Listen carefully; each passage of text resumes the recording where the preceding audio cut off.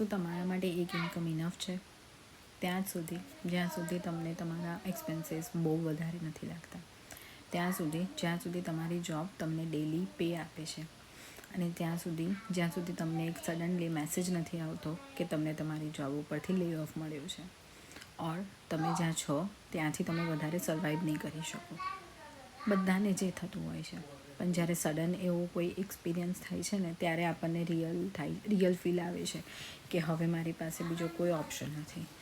જો મારી ઇન્કમ 1 મહિનો પણ બંધ રહી ગઈ તો હું કેવી રીતે આગળ વધીશ? મને પણ એ સેમ વસ્તુ ફીલ થઈ છે અને મેં પણ એક્સપિરિયન્સ કરેલો છે. દેટ્સ વાય મેં એક એવો રસ્તો સર્ચ કરવાનો ટ્રાય કર્યો કે જેમાં હું ઇન્કમ પણ અર્ન કરી શકું અને જેમાં મને સિક્યોરિટી મળે કે ક્યારે મારી જોબ બંધ નહીં થાય, મારી ઇન્કમ બંધ નહીં થાય, અને મારે આવા લે ઓફ અને સડનલી મળેલા કહેવાય ને કે એક ધક્કો મળે તમને કે હવે તમારું કરિયર અચાનક જ બ્રેક થઈ ગયું છે અને તમને બીજી જોબ શોધતાં બહુ જ ટાઈમ લાગી ગયો છે.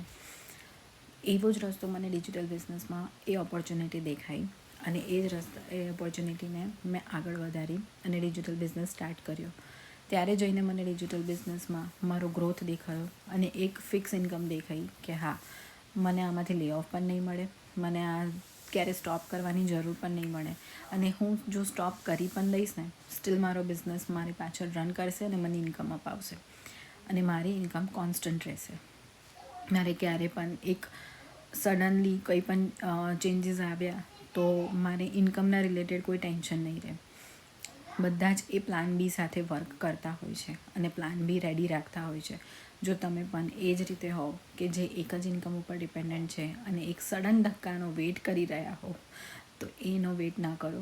પ્લાન બી અત્યારથી જ રેડી કરો, અને પ્લાન બી તમારા માટે એક એવો બિઝનેસ છે કે જેના પર તમે લાઈફ લોંગ ડિપેન્ડન્ટ રહી શકો છો, જે તમને ક્યારેય ચીટ નહીં કરે, અને ઇન્કમ ઓલવેઝ ઓટોમેટિકલી ફ્લો રહેશે. તમને ક્યારે પણ બિઝનેસને સ્ટોપ કરવાની જરૂર જ નહીં પડે. જો તમે પણ મને રિલેટ કરતા હો તો તમે મને રીચ આઉટ કરી શકો છો અને મારી વેબસાઇટને પણ વિઝિટ કરી શકો છો, www.komaljoshi.ca.